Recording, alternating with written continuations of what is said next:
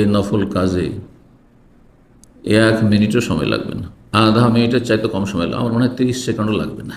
ঘড়ি দেখে পড়ে দেখবেন, যারা সুন্দর করে উচ্চারণ করে পড়তে পারেন আর স্বাভাবিক পড়বেন, একেবারে দ্রুত স্পিডের না, কারণ স্পিডে পড়লে ওতে খুলুসিয়ত থাকে না, ওতে আন্তরিকতা খুশু থাকে না, যার ফলে কি কমে যাবে, কোয়ালিটি ডাউন হয়ে যাবে। জি, এই জন্য এত তাড়াহুড়া করে পড়া ভালো নয়।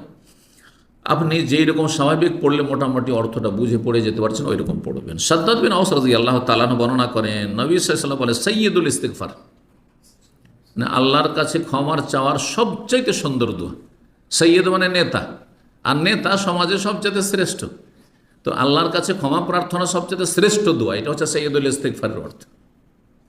আমাদের দেশের মানুষ অন্তত এই নামটি জানে না, সৈয়দুল ইস্তিগফারের দোয়া। ইস্তিগফার মানে ক্ষমা চাওয়া, আর সৈয়দ মানে হচ্ছে নেতা বা শ্রেষ্ঠ। সবচেয়ে শ্রেষ্ঠ দোয়া আল্লাহর কাছে ক্ষমা চাওয়ার।